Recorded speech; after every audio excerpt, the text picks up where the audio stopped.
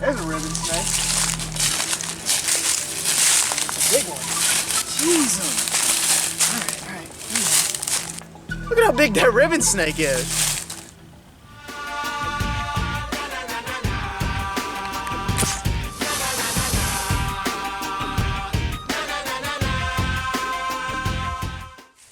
Alright guys, so today we're going to be out here looking for some reptiles. We're about to have some really rough weather going through this area, and stuff is moving around a lot even though it's wintertime right now, trying to get out of the area and find better places to hide. So hopefully we can find something today.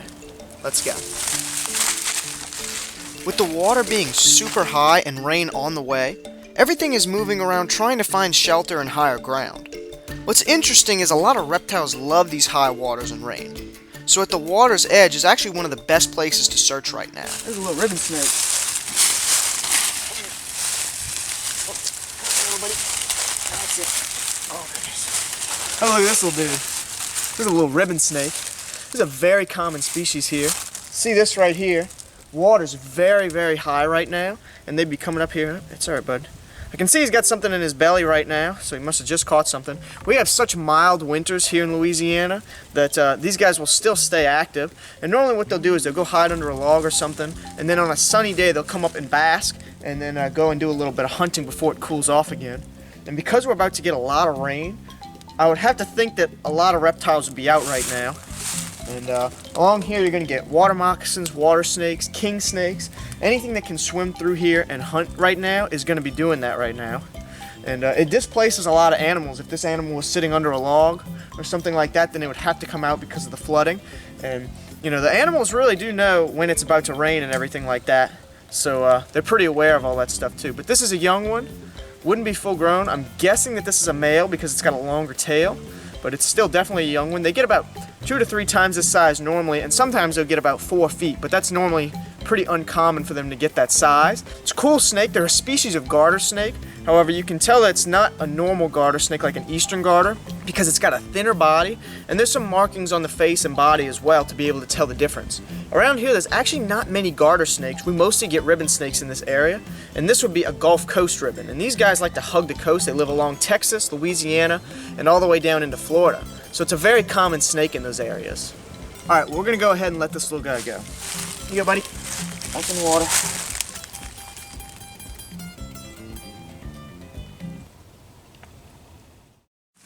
Oh, check this out. Just sitting on the edge like that. Well, here we go. This is what you call a stinkpot turtle. This is something very common around here, and this is actually full grown. And the reason that these guys are called a stinkpot is because they actually smell really, really bad. When you pick them up, they release kind of a musky smell, and it's something that deters a lot of predators. They don't taste very good, so not a lot of things would eat this turtle. They look very similar to a little snapping turtle. You can see a little pointed nose, but they don't have a long tail like a snapping turtle. Now, one reason that musk is a pretty big deal for their defense is because their shell doesn't fully cover their body. You can see that there's a lot of, turtles sticking out right there. Now, this turtle is actually pretty active in the wintertime, and you'll see them along here eating all kinds of little algae, and they're pretty much omnivores. They'll eat anything that they find, dead fish, live fish, and you'll see them along the sides of the bank eating algae, especially at night. And you can tell that this is a stinkpot because it's got these 2 little stripes along it, and they normally have kind of a blackish face. This one's kind of got a lighter brown color. We've also got the eastern mud turtle that lives here, and they look a little bit different from these guys, and these ones are more common.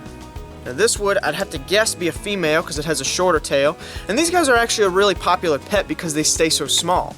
They're a really cute turtle, they're really handsome. This one's not being aggressive whatsoever, and I think I'm going to go ahead and put it back where it was so it can keep hunting. Just put it right on the edge, like that. Have a look at this. It's a turtle. Oh, it's already here. There we go. Have a look at that. Alright. Check that out. It's a red-eared slider. This is a very common turtle species here. Have a look at that belly. Bright yellow. This is a very pretty one. Not all of them I find are this pretty. Got lots of good patterns on her. This would definitely be a female because the males have longer tails. Now this species of turtle specifically has invaded large portions of the world. You find them in Australia and even some places over in Europe where this is an invasive species. Now here they're local. This is a local species in Louisiana. However, in other parts of the world they're a real problem.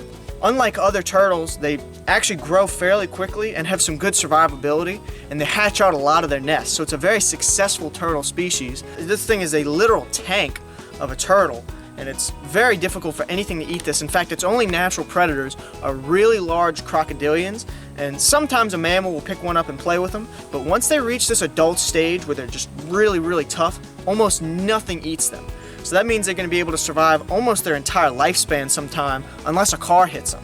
Little tough claws. Now the males will actually have long fingernails, and there's a reason that the females don't have that. It's for nest digging. The females have short, rugged claws so they can dig into the sand and lay their eggs in the sand, and that's why they have those short, tough claws. Now we're going to go ahead and let her go. She's kind of in a defense mode right now, as you can see. She's not really coming out of her shell, but we're going to put her right back where she was.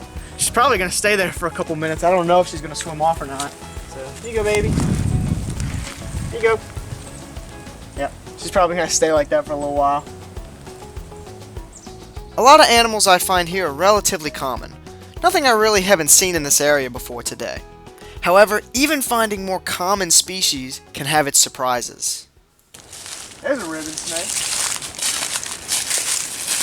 It's a big one. Whoa! That's a big ribbon snake. Jeez. Alright. Look at how big that ribbon snake is. I've probably only found one ever about this size, and this is just a monster. Have a look at how long that tail is.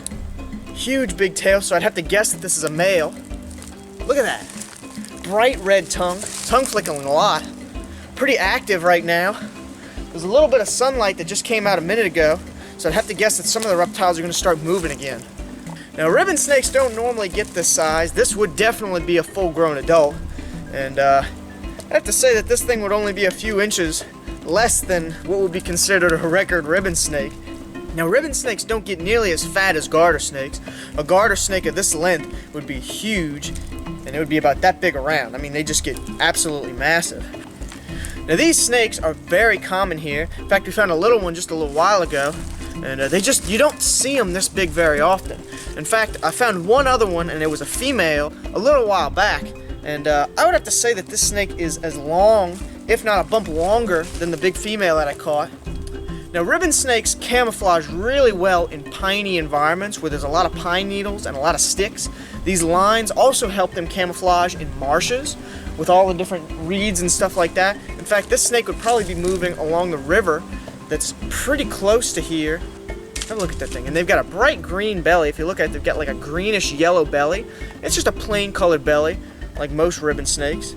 Now he's not trying to bite me at all, but he definitely stinks. Tried to musk me a few times, and that's these guys' normal behavior. They are non-venomous species, and no threat to people whatsoever. In fact, people oftentimes refer to this species as a garden snake, and that's mostly what people call any snake that they see around their house.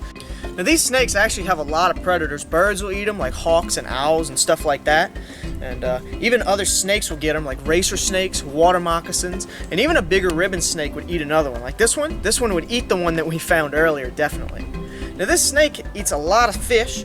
It's a snake that loves to eat fish and frogs, but if they're in a high and dry area, they're very adaptable. They can live in multiple different environments, but if they're in a high and dry area, they'll eat other snakes, lizards, and even sometimes young mice and rats. They can eat basically anything. It's a very adaptable snake species. And this snake is absolutely perfect. Very healthy, heavy body, and definitely not going to have to keep it or feed it or anything like that. I'll probably just get a good measurement of it and then let it back go. But absolutely gorgeous snake to see out here, and they're really entertaining to watch eat a fish. In fact, sometimes when I find these snakes, I find them eating frogs and fish.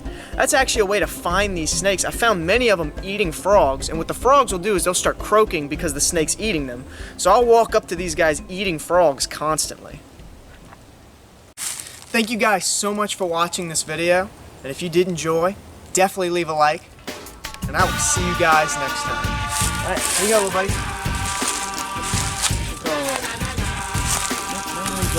Go that way.